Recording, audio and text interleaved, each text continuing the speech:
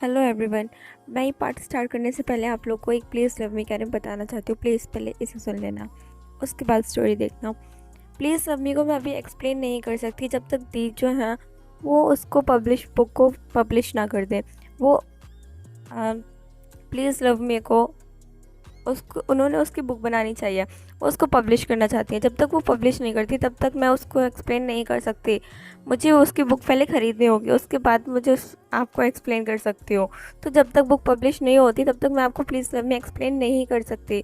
Please इस बात को थोड़ा समझने की कोशिश करो। मैं भी एक्सप्लेन करना चाहती हूँ, पर जब तक वो बुक पब्लिश नहीं करते तब तक मैं कैसे एक्सप्लेन कर सकती हूँ। तो प्लीज़ ट्राई टू अंडरस्टैंड यार। और अब द लव ऑफ माफियाज, उसको भी मैं कंटिन्यू करूँगी साथ में। एक पार्ट इसका सुबह आया करेगा और उसका पार्ट शाम को आया करेगा। दोनों को मैं साथ में कंटिन्यू करेंगे और दोनों को मैं साथ में ही ख़त्म कर दूँगी। डोंट वरी, मैं कोई सी भी स्टोरी इनकम्प्लीट नहीं छोड़ूंगी, दोनों को मैं कंप्लीट करूँगी। आई होप आप लोग समझ गए होंगे। तो चलो इस पार्ट को मैं शुरू करती हूँ। आई होप आप लोग को अच्छा लगेगा और मेरी वीडियो को लाइक करना, मेरे चैनल को सब्सक्राइब करना। Thank you.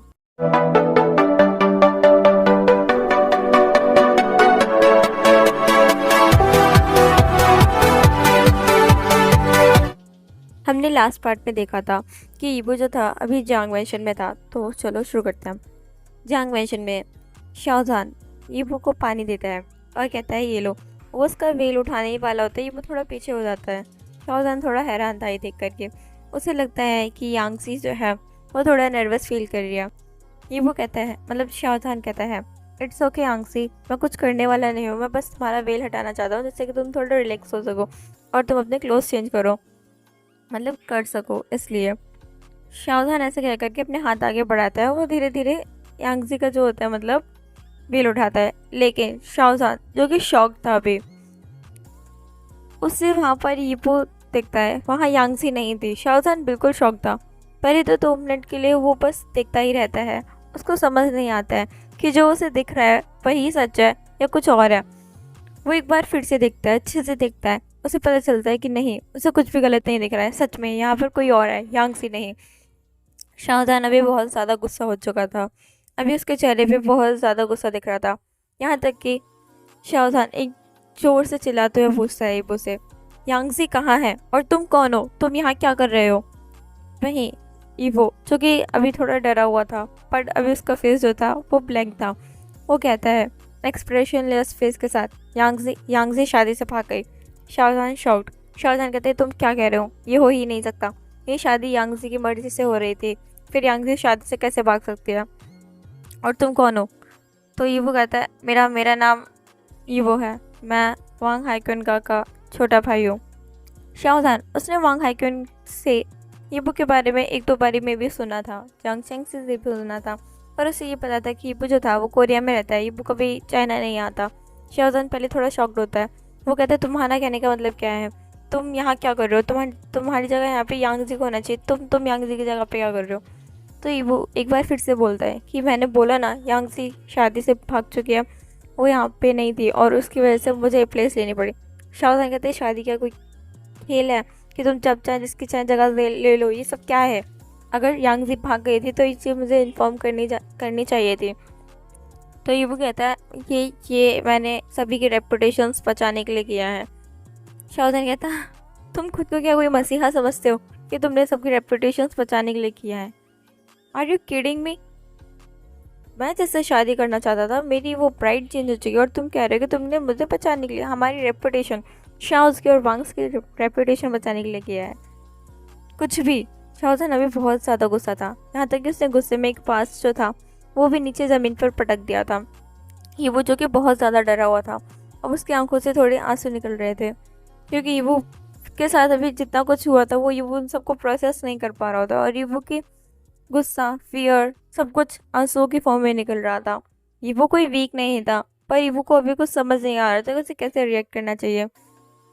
ईवो एक ऐसी कंडीशन से मतलब जूझ रहा था, या फिर मतलब कहते हैं फेस कर रहा था, कि उसे समझ में नहीं आ रहा था उसे कैसे रिएक्ट करना चाहिए। उसने कभी ऑब्वियसली किसी ने भी ऐसी कंडीशन को फेस नहीं किया होगा, और ईवो भी जिस कंडीशन को फेस कर रहा है उसने तो उसके बारे में कोई एक्सपेक्ट ही नहीं किया था। सब कुछ मिस्टर मिसेस वांग की वजह से हो रहा है। ईवो ट्राई करता है, कहता है नहीं, ये डिसीजन ईवो ने खुद लिया है और ईवो को खुद को ही इस डिसीजन के साथ खड़ा होना पड़ेगा। एक डिसीजन अगर आप ले लेते हो फिर आप उससे कभी भी बैक ऑफ नहीं कर सकते। ये वो शाय करता है और कहते हैं देखिए मिस्टर शाह। शाहजहान कहते हैं तुम चुप रहो। ऐसा क्या करिए, वो सीधा नीचे आता है, देखता है नीचे आकर के मतलब लिविंग रूम में कि वहाँ पे वांग हाइक्वेन और जांग से साथ ही साथ में मिस्टर मिसेस वांग भी खड़े हैं। अभी शाहजहान को बहुत ज़्यादा गुस्सा आ रहा था। वो सीधा मिस्टर वांग के पास आता है। कहते हैं ये सब आप लोगों ने क्या किया है कि मैं जान सकता हूँ। कहते हैं हम एक्सप्लेन कर सकते हैं। शाहजहान के चिल्लाने की आवाज़ सुनकर के घर के जो भी मेंबर्स रेस्ट करने के लिए गए थे थोड़ी देर के लिए, वो सभी बाहर आ चुके थे। मिसेस जो जांग थी वो पहले ही बाहर थी क्योंकि उन्हें यहाँ पे रिसेप्शन की तैयारी करवानी थी। घर में डेकोरेशन चल रही थी रिसेप्शन के लिए। पर शाहजहान को ऐसे चिल्लाते हुए देख करके और यहाँ पर वांग फैमिली को अचानक से आते हुए देख करके पहले तो उन्हें लगा कि सभी लोग रिसेप्शन के लिए आए हैं। इतना जल्दी मे बी वो ये बुक मतलब यांगजी को मिस कर रहे हो। पर अचानक से इतना जल्दी वो थोड़ा उन्हें कुछ समझ नहीं आ रहा था। वो थोड़ा घबराई सी होती हैं। पर जब वो शाहजहान को देखती हैं वो शॉक्ड होते हैं क्योंकि शाहजहान जो था अभी बहुत ज़्यादा चिल्ला रहा था। तो मैडम ह्यू जो होती है वो कहती है क्या हुआ अजान, तुम इतना चिल्ला क्यों रहे हो, क्या सब कुछ ठीक है। शाहजहान कहता है कुछ भी ठीक नहीं है माँ, कुछ भी ठीक नहीं है, इन्होंने मेरी ब्राइड चेंज कर दी। मिसेस जांग जो होती हैं वो बात सुन करके थोड़ा शॉक्ड होते हो। कहते तुम्हारा कहने का मतलब क्या है, ब्राइड चेंज कर दी, तुम कहना क्या चाहते हो। आसान मुझे कुछ समझ नहीं आ रहा है। तभी वहाँ पे पीछे से ये वो भी आ रहा होता है उसी हानफू में। उसके चेहरे पे वेल नहीं था इस बार। बस मिसेस जांग जो थी यानी कि मैडम यू वो भी बहुत ज़्यादा शॉक थी, उन्हें कुछ समझ नहीं आ रहा था। वहीं वांग हाइक्वेन वो कहता है ये वो तुम यहाँ आओ मेरे साथ, तुम वापस जा रहे हो, तुम अभी के अभी मेरे साथ वापस चलोगे। ऐसा वो कह करके जो होता है स्टेयर्स पे चढ़ने लगता है और इबू को लेने जाने के लिए। वहीं शाओदान जो कि मिस्टर वांग से पूछता है कि यांग से कहाँ है। फिर मिस्टर वांग जो थे उन्हें पता था कि शाओदान किसी की भी बात का यकीन नहीं करेगा। तो वो जो होता है वो यांगजी के हाथ की वो लिखी हुई चिट सीधा शाहजहान को पकड़ाता है। शाहजहान उस चिट को बार बार पढ़ रहा था। शाहजहान अभी उस चिट को 10 बार पढ़ चुका था। शाहजहान बहुत ज़्यादा शौक था। शाहजहान मिस्टर मिसेस वांग से कहता है मैंने शादी करने के लिए उसे फोर्स नहीं किया था। मैंने उससे कहा था अगर वो शादी करना चाहती है या नहीं तो मुझसे शादी कर सकती है, लेकिन नहीं, उसने हाँ बोला था। फिर ये सब क्या है, क्या मैं जान सकता हूँ। मिस्टर मिसेस वांग कहते हैं हमें माफ़ कर दो, हमें भी नहीं पता था। तो शाहजहान कहता है आप लोगों ने पहली गलती की सो की, उसके बाद आपने इसको वो युवू की तरफ हाथ करता है, इसको मेरे से इसकी शादी मेरे से करा दी मुझे बिना इन्फॉर्म करे। क्या मैं जान सकता हूँ इन सबकी रीज़न क्या है। तो कहता है मिस्टर वांग शाहजहान थोड़ा प्रैक्टिकली सोचो, अगर शादी नहीं हुई होती तो वहाँ पे मीडिया भी थी, वहाँ पे बहुत सारे बिजनेसमैन, बड़े से बड़े बिजनेसमैन थे, डिफरेंट मतलब फॉरेन कंट्री से भी लोग आए हुए थे। शाहज की और वांग्स की रेपुटेशन, शाहजहान कहते हैं रेपुटेशन और मेरी ज़िंदगी जो ख़राब हो गई उसका क्या। शाहजहान अभी बहुत ज़्यादा गुस्से में था। वहीं मिसेस जांग जो कि ईबू को देख रही थी, जो कि बहुत प्यारा सा छोटा सा था, महज 19 साल का। वहाँ पे फेंशिंग था, वो शौक था। फेंशिंग कहते तुम तो वही हो। तो सभी की नज़र अभी फेंशिंग पर आ चुकी थी, सभी फेंशिंग को ही देख रहे थे। जांग फेंशिंग कहता है तुम तो मुझे आज सुबह मॉल में मिले थे, मतलब 2 दिन पहले मॉल में मिले थे, तुम वही हो ना। यूबिन भी ईबू को शौक में देख रहा था। आफ्टर ऑल वो ईबू से मिल चुके हैं, उन्होंने ईबू को अच्छे से देखा था मॉल में, तो वो शॉक थे। ईबू के फेस से भी 2-4 आंसू की बूंद और निकल जाती है और ये सब देख करके वांग हाइक्वेन को बहुत ज़्यादा बुरा लगता है। वांग हाइक्वेन ईबू को जल्दी से हक करते हैं और उसको संभालते हैं। उसके बैग को रब कर रहे थे, उसके हेड को पैड कर रहे थे, वो उसे संभाल रहे थे। ये वो जो अभी टूटा हुआ सा था, बिखरा हुआ सा था, उसे संभाल रहे थे। वहीं जांग चैंग वो भी ईबू को संभालने की पूरी कोशिश कर रहा था, ईबू को संभाल रहा था। वो ईबू के लिए पानी लेके आता है, ईबू को पानी देता है। ईबू धीरे धीरे वो थोड़ा पानी की सिप्स लेता है, फिर थोड़ा शाय करता है, फिर वहाँ शांति से खड़ा हो जाता है। वहीं शाहजहान कहता है मैं इस शादी को नहीं मानता, मुझे नहीं पता, ना ही हमारे कोई मैरिज सर्टिफिकेट्स बने और ना ही कुछ, तुम मुझसे लीगली मैरिड नहीं हो, मैं नहीं मानता। ऐसे कह करके वहाँ से जाने वाला होता है। मिसेस जांग जो कि शाहजहान की साइड देखती हैं कहती शाहजहान तुम कहाँ जा रहे हो, कुछ देर बाद रिसेप्शन है, हमें पूरी दुनिया के सामने ईबू को लाना है और तुम कहाँ जा रहे हो, तुम भूल गए क्या कि सबको लगता है तुम्हारी शादी यांगजी से हुई है, सबको इंट्रोड्यूस करना हो, तुम्हारी शादी ईबू से हुई है। तभी शाहजहान अपनी मतलब मैडम यू के साथ देखता है और कहता है माँ मैं शादी को नहीं मानता, मैं इस शादी को नहीं मानता, जब तक यांगजी नहीं आती तब तक मैं शादी को नहीं मान सकता। ये शादी मुझे बिना बताए हुए, शादी धोखे की शादी है, शादी फोर्स मैरिज है, एक अनवांटेड शादी है, ऐसा वो कहता है। और वो ईबू की साइड देखता है कि ये मेरी अनवांटेड ब्राइड है और मैं इसको नहीं अपनाने वाला। मैं शादी एक्सेप्ट नहीं कर सकता, मुझे नहीं पता, पर मैं शादी को एक्सेप्ट नहीं कर, और रिसेप्शन नहीं होगी, ये बात सभी को इन्फॉर्म कर दो। मुझे नहीं पता, पर मैं रिसेप्शन नहीं करने वाला। मिसेस जांग, जो कि शाहजहान के साथ लिखते कहते हैं, शाहजहान मुझे नहीं पता तुम शादी को मानते हो या नहीं, पर तुम्हें शादी को मानना हो, तुम दोनों ने एक साथ बोझ लिए हैं, तुम ऐसे उसको छोड़ नहीं सकते। सारे रिचुअल्स कंप्लीट हुए हैं शादी के, अब वो तुम्हारा ओमेगा है। शाहजहान कहते हैं, पर मेरा शादी का सर्टिफिकेट यांग जी के साथ बना है, वो मैं लीगली उसका हूँ, इसका नहीं। ऐसा कह करके वो ईबू की तरफ इशारा करता है। ईबू इससे इस बात से फ़र्क नहीं पड़ रहा था, पर फ़र्क इस बात से पड़ रहा था कि उसकी लाइफ बिगड़ चुकी है। कहाँ वो अमेरिका के एक्सपोर्ट कॉलेज में पढ़ने जाता था, कहाँ उसकी आज शादी हो चुकी है, कहाँ वो सिर्फ 1 वीक की वेकेशंस के लिए आया था। पर अब ये क्या हो गया, ईबू को समझ नहीं आ रहा था कि उसे क्या करना चाहिए। ईबू भी यहाँ नहीं रहना चाहता था, वो भी यहाँ से जाना चाहता था। पर मिसेस जांग वो कहती है, शाहजहान मुझे नहीं पता, पर मैं इसे मेरे सन इन लॉ के रूप में एक्सेप्ट कर चुकी हूँ, मुझे नहीं पता। तुम्हें थोड़ा समय चाहिए तो तुम ले सकते हो, पर तुम्हें भी उसे एक्सेप्ट करना होगा। और रिसेप्शन वो हम अभी नहीं तो कुछ टाइम बाद रखेंगे, कुछ महीने बाद रखेंगे, पर पूरी दुनिया के सामने अब जो तुम्हारा ओमेगा होगा वो ईबो होगा, यांग सी नहीं। वो ऐसा कहती हैं। और वहीं वो कहती हैं, और तुम्हारी रही बात मैरिज सर्टिफिकेट की, जो तुमने बनने के लिए भेजा है, उससे कैंसिल करो, तुम अब ईबू के साथ मैरिज सर्टिफिकेट बनवाओगे। ऐसा वो कह करके ईबू को लेती हैं और ईबू से कहती हैं, चलो ईबू तुम्हें रेस्ट करना चाहिए, तुम थक गए होगे। ऐसा करके वहाँ से ईबू को ले जाती हैं। वहीं वांग हाक्यून मिसेस जांग को रोकने की कोशिश करता है और वो कहते हैं, नहीं आप ही क्या कह रही हैं, ईबू शादी को नहीं मानता है ना। ईबू जो कि शांत खड़ा था, वो कुछ नहीं कह सकता था, उसे कुछ समझ भी नहीं आ रहा था कि उसे क्या करना चाहिए। वहीं वांग हाक्यून कहते हैं, नहीं ईबू तुम मेरे साथ वापस जाओगे। वो चूँकि चलने के लिए तैयार भी होता है, पर मिसेस जांग वो रोक लेती हैं, कहती हैं, नहीं ऐसा कुछ नहीं होने वाला। ईबू की शादी हो चुकी है, वो भी जान से। अब ईबू यहाँ से नहीं जा सकता, अब वो इस घर का सन इन लॉ है। वहीं सभी लोग जो थे वो शांति से देख रहे थे। मिस्टर जांग फेंगम्यान अब वो भी बीच में आते हैं और कहते हैं, हाँ आयु सही कह रही है, ईबू की शादी हो चुकी है अब शाहजहान से, अब कुछ नहीं हो सकता, अब वो इस घर का सन इन लॉ है, अब वो यहीं रहेगा। पर वांग हाक्यून वो इस चीज़ को एक्सेप्ट नहीं कर पाता। वो कहते हैं, नहीं ईबू मेरा भाई है, ईबू के साथ जो कुछ भी किया मिस्टर मिसेस वांग ने ज़बरदस्ती की है, मुझे नहीं पता, पर ईबू मेरे साथ जाएगा। मुझे नहीं लगता शाहजहान भी शादी को एक्सेप्ट करना चाहता है, तो ईबू यहाँ पे किसके भरोसे रहेगा। मिसेस जांग कहती हैं, शाहजहान जो कि यहाँ से जा चुका था ऑलरेडी। मिसेस जांग जो कि कहती हैं, शाहजहान को थोड़ा समय लगेगा। हाक्यून तुम्हें क्या लगता है किसी को कैसा लगेगा जब उसकी ब्राइड चेंज हो जाएगी। हाँ थोड़ा डिफिकल्ट होगा एक्सेप्ट करने में, पर वो धीरे धीरे एक्सेप्ट कर लेगा। पर हाइकन जो था वो चीज़ एक्सेप्ट करने के लिए नहीं था। ये वो शेयर करता है, फिर हाइकन को हक करता है, कहता है कोई बात नहीं काका, अगर मुझे कभी भी कोई प्रॉब्लम होगी मैं सबसे पहले आपके पास आऊँगा टोन भाई।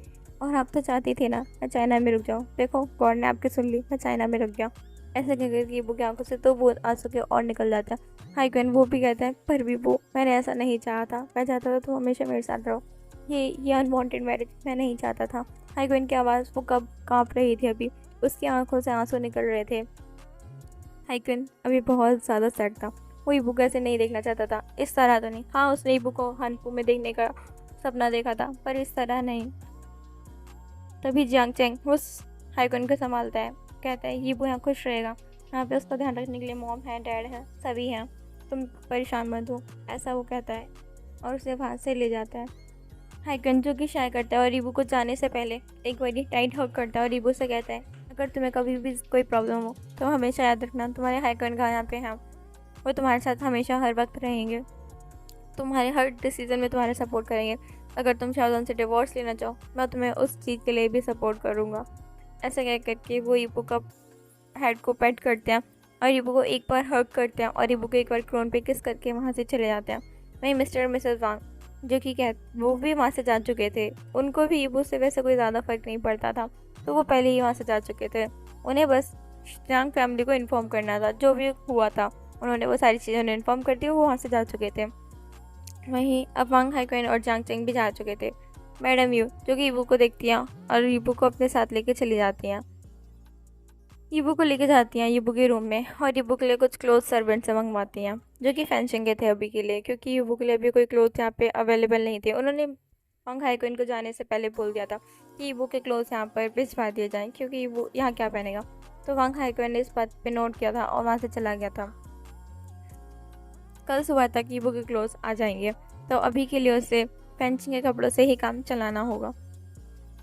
तो ईबो ने जो था फ्रेशन अप होकर के अभी उसके जांग फेंचिंग के कपड़े पहने हुए थे और वो बेड पे बैठा हुआ था। वो थोड़ा डरा हुआ था कि शाओजान कब आ जाएगा उसे भी नहीं पता। वहीं पूरी रात हो चुकी थी पर शाओजान नहीं आया था। ईबो वेट करते करते सो चुका था, वो बैठा हुआ था। शाओजान जो कि अगले दिन सुबह 5 बजे आता है और देखता है कि ईबो कैसे बेड पे एक साइड कोने में बैठे बैठे सो चुका है। उसका फेस अभी भी आंसुओं से पूरा भरा हुआ था। उसके चेहरे पे आंसू की बूंदें अभी भी छपी हुई थी।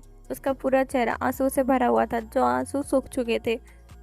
शाओजान चाय करता है और वहाँ से चला जाता है। उसने पूरे 5 मिनट तक ईबो को देखा था बैठे हुए, पर उसने चाय किया और उसने इस बात पे कोई ज़्यादा गौर ना फरमाते हुए फ्रेशन अप हुआ। वहाँ से उसने अपना लैपटॉप लिया और अपना फाइल्स ली और वहाँ से चला गया। हाँ, शाओजान यहाँ रुकने के लिए नहीं आया था, शाओजान यहाँ से जा चुका था। वहीं ईबो जब सुबह होती है तो वहाँ पे मिसेस जांग आती हैं और ईबो को ईबो का लगेज देती हैं। ईबो जो कि अब उठ चुका था और मिसेस जांग से बात कर रहा था। मिसेस जांग कहते हैं, ईबो तुम फ्रेशन अप हो और जल्दी से नीचे आओ, डिनर पर मैं तुम्हारा वेट कर रही हूँ। ऐसा कहकर कि वो वहाँ से चली जाती हैं। वहीं ईबो शाय करता है और अपने आप को अपना रिफ्लेक्शन एक बार मिरर में देखता है। ईबो देखता है कि क्या हो गया है, उसकी ज़िंदगी कितनी बदल चुकी है। कहाँ वो एक अनमैरिड ओमेगा था और कहाँ अब वो एक मैरिड ओमेगा बन चुका है। ईबो खुद को देख रहा था रिफ्लेक्शन में। वो अपने उस पुराने ईबो को देख रहा था जो एक केयर फ्री सोल थी जिसे कोई कंट्रोल नहीं कर सकता था। आज उसकी डोर भी, आज उसकी कंट्रोल भी, सब कुछ उसके अल्फा के हाथ में। अब उसे जहाँ जाना होगा या नहीं जाना होगा उसे सब कुछ उससे पूछ कर करना होगा। हाँ, एक ओमेगा की लाइफ यही होती है। ईबो शाय करता है और वहाँ से वॉशरूम में चला जाता है फ्रेशन अप होने के लिए। ईबो जब फ्रेशन अप होकर के आता है तो फिर वो फिर से एक बार अपने आप को संभालता है, अपने बाल कंघी करता है, अपना स्किन केयर करता है और फिर नीचे निकल जाता है डाइनिंग रूम के लिए। जब वो नीचे आता है तो फिर जब वो डाइनिंग रूम में पहुंचता है तो दिखता है कि वहाँ पे सिर्फ मिसेस जांग है और कोई नहीं है डिनर टेबल पे। ईबो शाय करता है। ईबो के फेस पे एक छोटी सी स्माइल थी क्योंकि मिसेस जांग उन्होंने पूरी रात ईबो को संभाला था। जब तक ईबो ने उन्हें खुद नहीं कहा था कि आपको चले जाना चाहिए, अब आपको आराम करना चाहिए, आप भी थक गए होंगे, तब तक उन्होंने ईबो को पूरे टाइम तक संभाला था एक माँ के जैसे। उन्होंने ईबो का सर अपने लैप पे रखा हुआ था और ईबो के बालों को रफल कर रही थी, ईबो को संभाल रही थी। हाँ, मिसेस जांग एक स्ट्रिक्ट वुमेन थी, एक कोल्ड वुमेन थी, पर दूसरों के लिए जब भी उन्हें कोई पसंद आ जाता है या उनके घर का मेम्बर कोई भी होता फैमिली मेम्बर, वो उनके साथ बहुत प्यार से पेश आती थी। पर हाँ, वो स्ट्रिक्ट अभी भी थी और कोल्ड भी। उनकी भी काफ़ी वॉइस में हमेशा कोल्डनेस ही रहती थी, पर ईबो के लिए उनके लिए कल वार्मनेस थी। ईबो को उनकी वार्मनेस बहुत अच्छी लग रही थी। ईबो जैसे कभी माँ का प्यार नहीं मिला, उसको एक माँ का प्यार मिल रहा था। ईबो को बहुत अच्छा लग रहा था। पर जब ईबो ने देखा कि मिसेस जांग भी बहुत ज़्यादा थक चुकी हैं तो ईबो ने उन्हें उनके रूम में भेज दिया था और वो सिर्फ टेबल हेडबोर्ड पे बैठ के वहाँ पे टिक कर बैठा हुआ था और उसकी आंखों से आंसू निकल रहे थे और रोते रोते कभी वो सो गया था, उसे भी नहीं पता था चला। नहीं, अभी मिसेस जांग जो थी वो एक टेबल एक प्लेट को तैयार कर रही थी। वो शायद ईबो के लिए थी या फिर किसी और के लिए। ईबो जब उनके पास पहुंचता है तो वो देखता है कि मिसेस जांग जो है वो वहाँ पर अकेले बैठी हुई है और कोई नहीं है। वो एक फूड की जो प्लेट होती है वो रेडी करती है, वहाँ से जाने वाली होती है। तो ईबो कहता है, आप कहाँ जा रहे हैं और सभी लोग डिनर नहीं करते साथ में? ईबो ने ऐसा पूछा क्योंकि यहाँ पे अभी तक कोई नहीं आया था, या फिर अभी थोड़ा लेट ब्रेकफास्ट होगा। हाँ, अभी ब्रेकफास्ट का टाइम था। मिसेस जांग थी जो शाय करती है। वो कहती है, ईबो यहाँ कोई भी साथ में बैठ कर ब्रेकफास्ट, डिनर या लंच कभी नहीं करता, यहाँ सब अकेले अकेले अपने रूम में ही करते हैं। मिसेस जांग शाय करती हैं और कहते हैं, ये फूड मैं जा कर के अभी मिस्टर जांग को दे करके आती हूँ। तो ईबो कहता है, क्या क्या मैं दे करके आ सकता हूँ? आप वेट करिए, मैं दे करके आता हूँ। ईबो ऐसे कहता है। ईबो को याद आता है कि कल रात को जब हाई क्वेन जांग चेंग सभी जा चुके थे, शाओजान भी जा चुका था और मिस्टर मिसेस वांग भी जा चुके थे, जब मिसेस जांग जो थी वो ईबो को उसके रूम में लेके जाने वाली थी, उससे पहले मिस्टर जांग फेंगमैन ईबो के पास आए। उन्होंने ईबो के हेड पे पैड करते हुए कहा, बेटा आज से तुम इस घर के सन इन लॉ, तुम याद रखना, तुम्हें जब भी जो भी चाहिए हो तुम हमेशा मेरे पास आ सकते हो, मैं तुम्हारे डैड के जैसा हूँ, मैं तुम्हारा ध्यान रखूँगा, ठीक है? ऐसा वो कहते हैं और ईबो के सर को पैड करते हैं और वहाँ से चले जाते हैं। ईबो को वो सीन याद आता है, ईबो शाय करता है। तो मिसेस जांग कहती हैं, ठीक है। वैसा कह करके ईबो को वो प्लेट दे देती हैं फूड की। ईबो जो होता है वो मिस्टर जांग के रूम मतलब का रास्ता पूछता है कि उसे अभी नहीं पता था कि मिस्टर जांग का रूम कहाँ है। तो मैडम यू जो होती हैं वो एक सर्वेंट को ईबू के साथ भेज देती हैं। वो सर्वेंट मतलब रूम के बाहर ही खड़ी हो जाती है और कहती है, सर ये है मास्टर जांग का रूम, आप अंदर जा सकते हो। ऐसे कह कर के वो वहाँ से चली जाती है। वहीं जो ईबू होता है वो शाय करता है और एक बारी नॉक करता है। तो वहाँ पे एक अंदर से आवाज़ आती है, कम इन। तो मिस ईबू जो होता है वो गेट को ओपन करता है और अंदर चला जाता है। वहाँ पर मिस्टर जांग जो थे वो एक साइड टेबल पे बैठे हुए न्यूज़पेपर रीड कर रहे होते हैं। ईबू जो होता है उनके पास ब्रेकफास्ट लेकर जाता है और कहता है, अंकल ये मैं आपके लिए ब्रेकफास्ट लाया हूँ। मिस्टर जांग जो कि कहते हैं, तुम मुझे अंकल क्यों बुला रहे हो? उन्होंने अभी न्यूज़पेपर नीचे फोल्ड करके रख दिया था। मैंने कहा, तुम्हें मुझे डैड बुलाना चाहिए, तुम्हें मुझे मिस्टर जांग नहीं बुलाना चाहिए। वो कहते, पर उनका अब तुम्हारी शादी हो चुकी है मेरे बेटे से, वो तुम्हें मुझे डैड ही बुलाना चाहिए, क्या मैं तुम्हें वो बुला सकता हूँ? उन्होंने ऐसा पूछा। तो ईबू ने कहा, आप मुझे वो बुला सकते हो। मैंने कहा ठीक है। ईबू ने उनको फूड दिया और उसने वहाँ से वो करके चला गया। मिस्टर जांग कहते हैं, सच में बहुत संस्कारी लड़का है। उन्होंने ऐसा कहा और वो फूड मतलब ब्रेकफास्ट जो था करना स्टार्ट कर चुके थे। वहीं ईबू अभी डाइनिंग रूम में आ चुका था। तो वो मिसेस जांग से पूछता है, क्या कोई भी साथ में डिनर नहीं करता? तो मैडम ये जो होती हैं वो शाय करती हैं। वो सोचती हैं कि उनके और उनके हस्बैंड का रिलेशन कैसा है।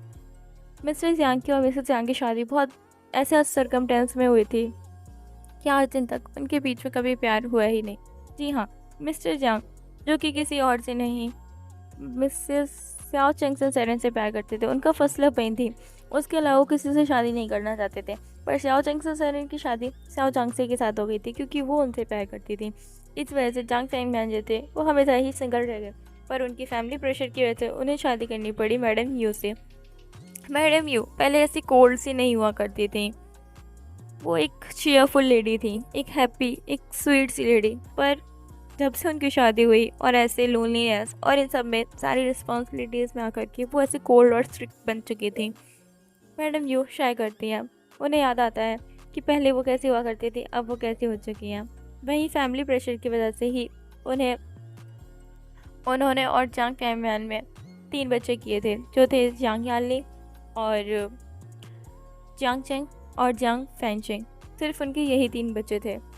हाँ, शाहजहान जो था वो मैडम यू का और फैंगमैन का बेटा नहीं था। जांग फैंगमैन का वो शाओ चैंग से सर और शाओ चैंग से का बेटा था, जिनके एक्सीडेंट में डेथ होने की वजह से वो शाहजहान को लेकर के आ गई थी। मतलब जांग फैंगमैन जो थे वो शाहजहान को लेकर के आ गए थे। पहले वो अनश्योर थे कि जो मैडम यू है वो उसे एक्सेप्ट कर भी पाएंगी या नहीं, क्योंकि उन्हें पता है, मैडम यू को पता है।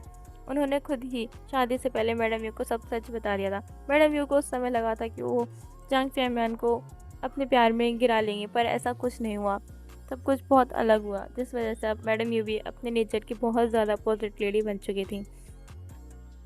हीबू उन्हें देखता है। हीबू को समझ नहीं आ रहा था कि वो ऐसी कौन सी गहरी सोच में है। पर मिसेस जांग जो कि अभी सोच रही थी कि उन्होंने कैसे हीबू को हैप्पीली मतलब शाहजहान को हैप्पीली एक्सेप्ट कर लिया था। हाँ, उस टाइम पर वो थोड़ी चेयरफुल हुआ करती थी। उन्होंने शाहजहान को एक्सेप्ट कर लिया था, शाहजहान को बहुत प्यार से पाला, सब कुछ किया। और आज देखो वो कहाँ है। उनके पास बच्चे उनके बहुत प्यारे प्यारे सभी हैं, पर उनकी फैमिली में खुशियाँ दूर दूर तक नहीं हैं। हीबू कहते हैं कि डैड तो फूड मतलब ब्रेकफास्ट जो है वो अंदर रूम में करेंगे और बाद बाकी के लोग घर के वो कहाँ करेंगे। वहीं मैडम यू कहते हैं, हीबू यहाँ कोई ब्रेकफास्ट साथ में नहीं करता, तुम आओ, तुम आगे मेरे साथ खाना खाओ। ऐसे करके वो हीबू को ब्रेकफास्ट करने के लिए बिठा लेते हैं। हीबू सोचता है कि यहाँ पर कोई ब्रेकफास्ट साथ में क्यों नहीं करता, एक फैमिली है, एक फैमिली को अपना ब्रेकफास्ट साथ में करना चाहिए। हाँ, हीबू को पता है। हीबू को मतलब ऐसा नहीं लगता कि फैमिली में प्यार नहीं आया, क्योंकि जब शादी में सभी लोग आए हुए थे तो जांगचंग की फैमिली जांगचंग को इन लोग के साथ खड़े हुए देख करके हीबू को समझ में आ गया था कि यही जांग फैमिली है। उसने देखा था कि फैमिली कितने प्यार से एक दूसरे का ध्यान रख रही है, सभी खुश थे, फैमिली में प्यार है, ये तो हीबू देख करके समझ सकता था। पर सभी लोग साथ में ब्रेकफास्ट क्यों नहीं करते, ऐसा क्या होगा? हीबू शाय करता है। तो मिसेस जांग जो थी वो हीबू को प्यार से अपने हाथों से फूड खिलाना स्टार्ट कर चुकी थी। हीबू बहुत ज़्यादा शौक था कि उसे कोई पहली बार अपने हाथों से ऐसा खाना खिला रहा है, मतलब पहली बार नहीं, पर एक माँ की जैसे कोई पहली बार ऐसा खाना खिला रहा है, एक मदर फिगर। हाँ, हीबू में मैडम यू को माँ मान चुका था, दिल से भी और शब्दों से भी। वो उन्हें सिर्फ माँ का दर्जा ही देता था। अब उसके लिए सिर्फ माँ जो होंगी वो मैडम यू ही होंगी और कोई नहीं। मिसेस वांग वो तो कभी ईबू की माँ बन ही नहीं पाई थी। वो जो थी अभी ईबू को बहुत प्यार से खाना खिला रही थी और ईबू से कह रही थी कि देखो, तुम्हें अच्छा लगा, तुमने कहा था कि तुम्हें ये पसंद है, इसलिए मैंने सिर्फ तुम्हारे लिए बनवाया। हाइकवन से मैंने तुम्हारी पसंद और नापसंद के बारे में भी पूछा, उसने जो जो मुझे बताया तुम्हारी पसंद करे मैंने वो सब बनवाया। खाओ ईबू, तुम्हें अच्छा लगेगा। देखो तुम कितने कमज़ोर हो, कितने वीक हो, तुम्हें थोड़ा ज़्यादा खाना चाहिए। ईबू की फेस पे थोड़ी सी स्माइल आ जाती है, छोटी सी स्माइल। ईबू को थोड़ा अच्छा लग रहा था। वहीं मैडम यूजी जो थी वो ईबू को प्यार से खिला रही थी। वहीं ईबू, उसके दिमाग में ये क्वेश्चंस घर कर रहे थे कि सभी लोग साथ में ब्रेकफास्ट क्यों नहीं करते। ब्रेकफास्ट फिनिश होने के बाद जो होती हैं मिसेस यू जो होती मतलब मैडम यू जो होती हैं वो ईबू से कहती है तुम्हें अब रेस्ट करने जाना चाहिए, तुम जाओ रेस्ट करो, मैं देखती हूँ। ये वो जो कि शायद करता है, फिर जाने से पहले एक बार पूछता है कि वो घर नहीं आएंगे, क्योंकि अभी तक ईबू ने जिसको नहीं देखा था वो था शावधान। तो वो कहती है नहीं वो बिजनेस ट्रिप पे जा चुका है। उन्होंने ऐसा किसी और साइड ईबू को ना देखते हुए कहा था। वो फ्लोर को देख रही थी, उन्हें रिग्रेट था, गिल्टी फेस कर रही थी कि वो जिसकी कोई गलती नहीं है उसे सब कुछ फेस करना पड़ रहा है। ये वो शाय करता है और सोचता है अच्छा ही हुआ कि वो बिजनेस ट्रिप पे जा चुके हैं, नहीं तो मैं उन्हें शायद फेस नहीं कर पाता। एक रूम मुझे किसी और के साथ शेयर करना बिल्कुल पसंद नहीं है, किसी ऐसे इंसान के साथ जिसे मैं जानता तक नहीं, मैं किसी के साथ ऐसे रूम शेयर कैसे कर पाऊँगा। ही वो जो कि शाय करता है और कहता है हाँ ठीक है, ऐसा वो कहता है और वो रूम में चला जाता है। ये वो अभी जाकर के सो चुका था क्योंकि वो पूरी रात बिल्कुल अच्छे से नहीं सोया था। उसकी पूरी बॉडी पेन जो थी वो सो रही थी और पेन कर रही थी। ईबू शाय करता है और वो आराम से लेट के सो जाता है। ईबू जब शाम को उठता है तो उसे बहुत अच्छी नींद आती है, मतलब नींद बहुत अच्छी आई हुई थी। ईबू जो होता है वो नीचे आता है, लिविंग रूम में देखता है मिसेस जंग जो है वो कुछ ना कुछ काम कर रही हैं। अभी वो मैगजीन्स वगैरह पढ़ रही थी और सर्वेंट्स को ऑर्डर दे रही थी कि डिनर में आज क्या बनेगा, और यहाँ तक कि उन्होंने कहा था कि ये डिश वो मैं खुद बनाऊंगी। ऐसा कहकर वो अभी उस डिश की तैयारी करने के लिए कहा था। वो डिश कोई और सी नहीं, ईबू की फेवरेट डिश थी। ईबू के फेस पे फिर से एक छोटी सी स्माइल आ जाती है और वो मैडम यू के पास जाकर के बैठ जाता है। मैडम यू जब ईबू को देखती है तो वो मैगजीन को जो था वो सीधा नीचे रख देती हैं और वो ईबू की तरफ देखती हैं। ईबू जो कि मैडम यू का हाथ पकड़ता है और कहता है कि घर में कोई साथ में क्यों नहीं रहता, कोई साथ में ब्रेकफास्ट क्यों नहीं करता, क्या आप मुझे बताएंगी। ये वो शाय कर मतलब मैडम यू जो थी वो शाय करती हैं, वो ईबू के बालों को रफल करने लगती हैं, ईबू के बालों को के साथ खेलने लगती हैं। वो कहती है ईबू तुम अभी नए आए हो, तुम्हें थोड़ा आराम करना चाहिए, तुम्हें बाद में देखना चाहिए। ईबू शाय करता है और उन्हें पता था कि अभी मैडम यू जो है वो ईबू को बताने के लिए तैयार नहीं है। ईबू शाय करता है। ईबू को आए हुए अब यहाँ पे 2 दिन हो चुके थे। वो 2 दिनों से बस ये नोटिस कर रहा था कि ना ही कोई ब्रेकफास्ट करता है साथ में, ना ही कोई लंच करता है, ना ही कोई डिनर करता है। यंग फैमिली हमेशा लंच ब्रेकफास्ट डिनर सब कुछ रूम में ही करते हैं। वहीं जो क्या कहते हैं जंग याली और मैंगसी थी वो दोनों भी कभी एक दूसरे के साथ इतना हैप्पीली नहीं दिखती हैं, जैसे कि वो एक हस्बैंड वाइफ मतलब एक कोई कपल हुई ना अल्फ़ा ओमेगा का, वो हमेशा अलग ही रहते हैं एक दूसरे से। ये वो कुछ समझ नहीं आ रहा था कि क्या चल क्या रहा है। वहीं मतलब जांग फैंशिंग वो हमेशा रात को क्लब के लिए निकल जाता था और सुबह लेट आता था और हमेशा हमेशा अपने मतलब ब्रेकफास्ट को स्किप कर देता और जब भी कभी अगर कभी मन करता तो डिनर और लंच करने के लिए आता था, नहीं तो वो डेली नहीं आता था, वो बाहरी खाना प्रेफर करता था।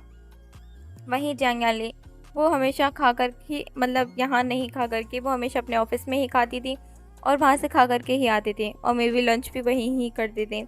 यही हाल मैंगसी का भी था। मैंगसी वो भी यहाँ पर नहीं खाती थी। मैंगसी एक डॉक्टर थी, वो हॉस्पिटल में ही खाती थी और वहाँ से ही खा के आती थी। ईबू शाय करता है, कहते हैं इस फैमिली में ऐसा क्या हो रखा है जो कभी कोई भी एक दूसरे के साथ नहीं है। फैमिली कितनी मुश्किल से मिलती है, इन लोगों को एक फैमिली को संभालना चाहिए, एक फैमिली की केयर करनी चाहिए, पर ये लोग ऐसा कुछ क्यों नहीं कर रहे हैं। क्या प्रॉब्लम हो सकती है कि ये लोग एक दूसरे के साथ यहाँ तक कि ब्रेकफास्ट डिनर या लंच भी नहीं करते। ईबू शाय करता है और एक बार जब वो लोग किचन में थे तो ईबू जो था वो मैडम यू के खाना बनाने में हेल्प कर रहा था। मैडम यू जो थी वो खाना सभी के लिए बनाती थी पर कोई खाता नहीं था। वो शाय करके वो खाना सर्वेंट्स को ही दे दिया करती थी। मैडम यू को कुकिंग का शौक था। ये वो शाय करता है और देखता है मैडम यू को कुकिंग का ही नहीं, मैडम यू को स्टाइलिंग का और ड्रेसिंग का बहुत शौक था। उन्हें मॉडल बना था पर वो मॉडल नहीं बन पाई थी। वो शाय करती हैं और उन्हें एक्ट्रेस भी बना था पर उनमें से वो कुछ भी अचीव नहीं कर पाई एक अरेंज मैरिज की वजह से। वहीं ईबू जो कि मैडम यू को देखता है, हाँ कहता है कि माँ आप मुझे कुछ नहीं बताएंगे क्या, मैं भी इस घर का हूँ, अब क्या आप मुझे इस घर का मेंबर नहीं मानती। ईबू को पता था अगर अब उसे सच पता लगाना है तो उसे मैडम यू को इमोशनल ब्लैकमेल ही करना पड़ेगा। मैडम यू जो कि ईबू की तरफ देखती हैं और फिर शाय करती हैं और फिर ईबू को पकड़ती हैं और ईबू को सब बताना शुरू करती हैं शुरुआत से। मैडम यू जो थी वो ईबू को बताती हैं कि कोई क्यों लंच एक साथ या मतलब कोई भी खाना एक साथ क्यों नहीं खाता है। वो बताती हैं कि यानली और मैंगसी की शादी कैसे हुई थी। यानली जिसे प्यार करती थी वो यानली को छोड़ के जा चुकी थी। हाँ, यानली जिसे प्यार करती थी वो यानली को छोड़ के जा चुकी थी, ये कह करके कि वो यानली के साथ से फील नहीं करती। उसे लगता है कि यानली जो है बस उसे कंट्रोल करना चाहती है, उसके हर डिसीज़न वही लेती है। पर ऐसा नहीं था, यानली उसका ध्यान रखना चाहती थी। यानली को पता था कि जिस वर्ल्ड में वो वर्क कर रही है वो एक एक्ट्रेस थी, जिस वर्ल्ड में वो वर्क कर रही है उसे कितनी ज़्यादा गाइडेंस की ज़रूरत है, कितनी ज़्यादा हेल्प की ज़रूरत है। पर यानली जो थी उसके हमेशा ही हेल्प करने पहुंच जाती थी, ये चीज़ उसको पसंद नहीं थी।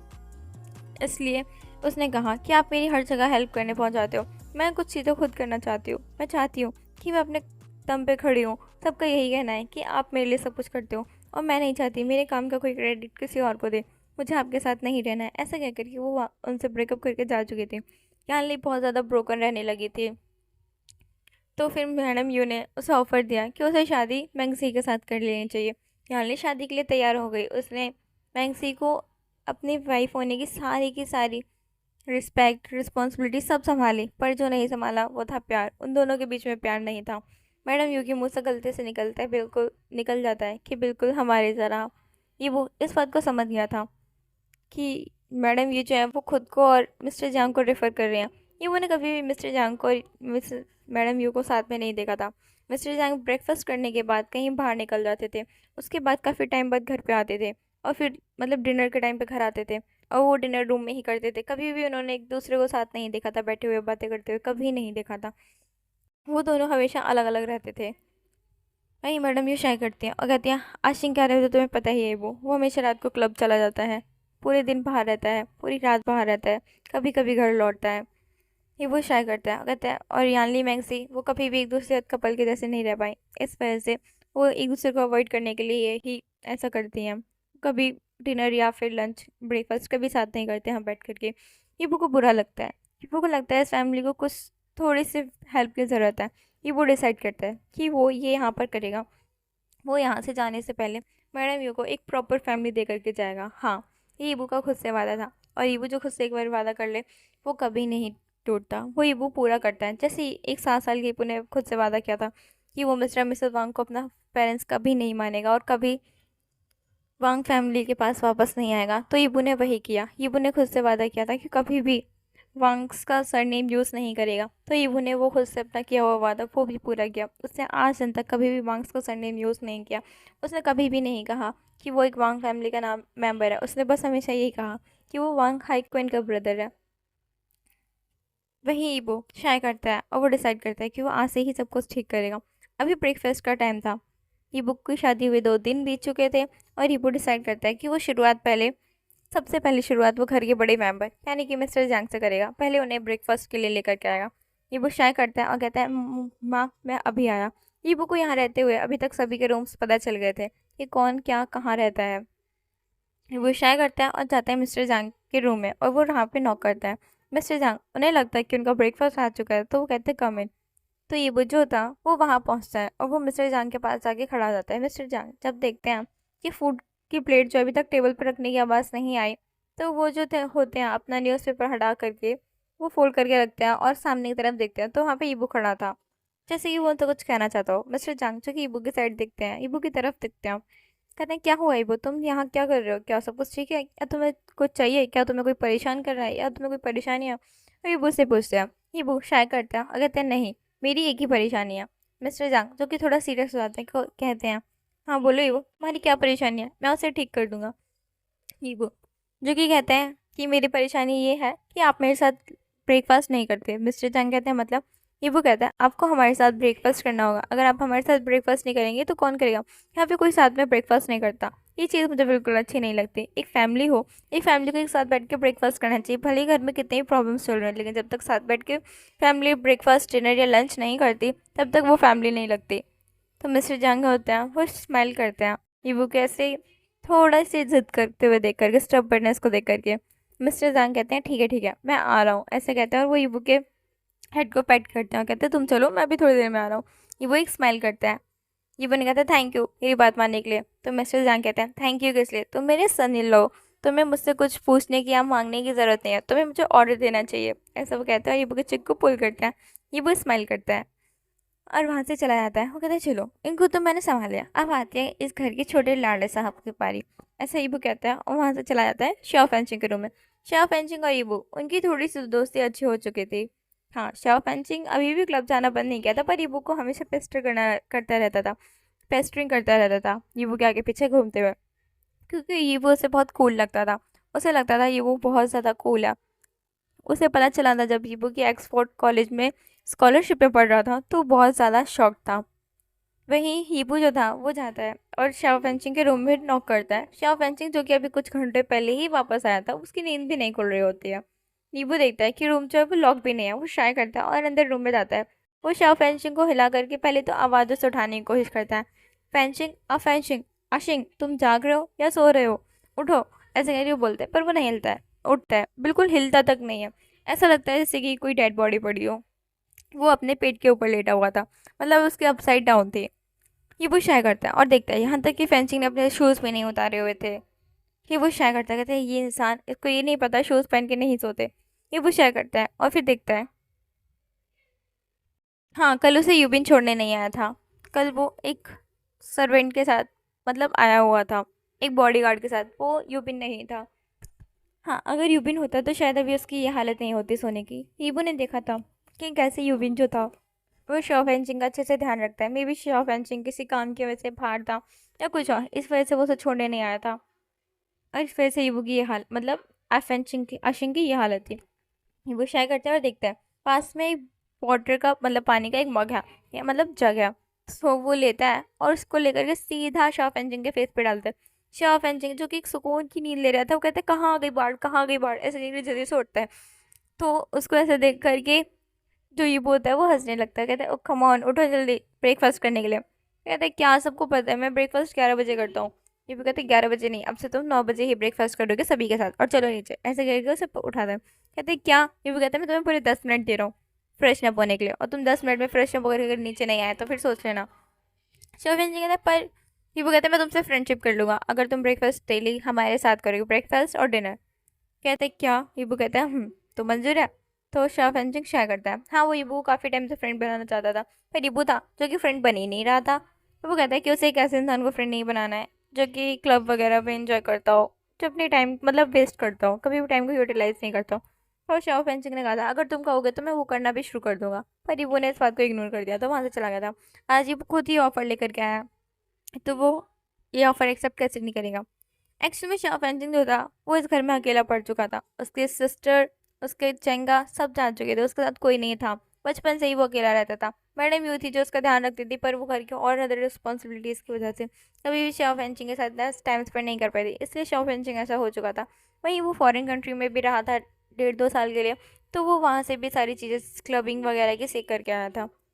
अकेले रहना सच में बहुत ज़्यादा डिफिकल्ट होता है, खुशी ढूंढना बहुत मुश्किल होता है, अपनों का साथ ढूंढना बहुत मुश्किल होता है। वहीं ये फैमिली जो कि ऑलरेडी बिखरी हुई है, उसमें शाओ फेंचिंग वो फैमिली नहीं पा रहा था जो उसे चाहिए थी, इसलिए वो इन सबको एक्सकेप करने के लिए बाहर क्लब्स वगैरह में घूमने जाता था। इसका रीज़न बस इतना ही था। अब उसको उसके साथ के लिए कोई मिल गया है जो है हीबो, तो ऑब्वियसली वो क्लब्स वगैरह छोड़ सकता है, आसानी से छोड़ सकता है, उसके लिए इतनी कोई बड़ी बात नहीं है। वो वैसे भी ड्रिंक ज़्यादा नहीं करता, उसकी ड्रिंकिंग कैपेसिटी ही कम है, इसलिए वो बहुत जल्दी ड्रंक हो जाता है थोड़ी सी ड्रिंक करने के बाद ही। वो शाय करता है और वो जो था वो फ्रेश अप होने के लिए चला जाता है। वो नहीं कहा मैं सिर्फ तुम्हें 10 मिनट दे रहा हूँ। शॉ फेंसिंग तो 10 मिनट में क्या होता है, वो कहता है ठीक है तो तुम अपना यहीं पर टाइम वेस्ट कम कर, मतलब टाइम वेस्ट करो, अब तुम्हारे पास सिर्फ 8 मिनट बचा है। कहते हैं नहीं नहीं 10 मिनट, 10 मिनट बहुत है, मैं अभी आ रहा हूँ फ्रेश अप होकर के, ऐसे करके वहाँ से भाग जाता है। ये वो स्माइल करता है। ये वो कहता है इसका भी हो गया, अब बच्चे यानी जेजे और मैक्सी जेजे। हाँ, यीबू ने उनसे मिली थी, उनसे बातें हुई थी, बस उन्होंने बस यीबू को एज फैमिली मेम्बर एक्सेप्ट किया, उसके बाद से उनकी और यीबू की कभी कोई बात नहीं हुई। यीबू शेयर करता है और पहुँचता है जहाँ यानली के रूम में और मैंगसी के रूम में। वो देखता है कि रूम का गेट ओपन है, यानली एक साइड में तैयार हो रही है और मैंगसी एक साइड में तैयार हो रही है। दोनों का एक दूसरे से कोई कोई भी बात वगैरह नहीं हो रही थी। मैंगजी एक बार यानले की साइड मुड़ती है और वो यानले को देखती है। उसकी आंखों में कुछ ऐसा दिख रहा था जो इबू देख करके शॉक्ड था। मैंगजी उसे यानले से प्यार है। इबू इतना समझ चुका था। ये वही निगाहें थी जिस निगाहों से चांग चेंग हाईक्वेन को दिखता है और मैडम यू चांग फैमियन की आईज हमेशा कोल्ड रहती हैं। उनमें कोई इमोशंस नहीं दिखते। पर इबू ये देख करके बहुत आसानी समझ सकता है कि दो प्यार करने वालों की आंखें हैं, कि कौन किससे प्यार करता है कौन किससे नहीं। जिस तरीके से मैंगजी यानली को देख रही थी उसे साफ साफ पता चल रहा था। पर यानली जो थी वो मैंगजी के गेज को अवॉइड ही कर रही थी। ये वो शाय करता है और उनके रूम के डोर पे नॉक करता है। वहीं यांग यानली और मैंगजी का टेंशन पूरा ईबू की तरफ आ चुका था। वो ईबू को जहाँ सुबह सुबह देख करके थोड़ा शॉक्ड होता है और ईबू से कहता है, तुम यहाँ इतनी सुबह सुबह क्या हुआ ईबू, सब ठीक तो है ना? ईबू कहता है, सब ठीक है, मैं बस आप लोग को बुलाने आया था। वो कहता है, हमें बुलाने? तो ईबू कहता है, क्या आप लोग ब्रेकफास्ट करने नीचे नहीं चलेंगे? कहते पर ब्रेकफास्ट तो हम, यानली वो कहती है मैं कंपनी में करूँगी। मैंगजी कहती है मैं हॉस्पिटल में करूँगी। ईबू कहते हैं नहीं, ब्रेकफास्ट आप लोग घर पे क्या करोगे? ब्रेकफास्ट मैडम मतलब मॉम जो है, यू मॉम जो है, वो डेली आप लोग के लिए बनाती हैं और आप लोग हमेशा बिना ब्रेकफास्ट करे यहाँ से चले जाते हो और ऐसा अब नहीं होगा। आप लोगों को आपको ब्रेकफास्ट यहाँ पे करना होगा, हाँ तक कि डिनर भी आपको घर पे आकर के ही करना होगा। मैंगसी कहती क्या जिद है वो,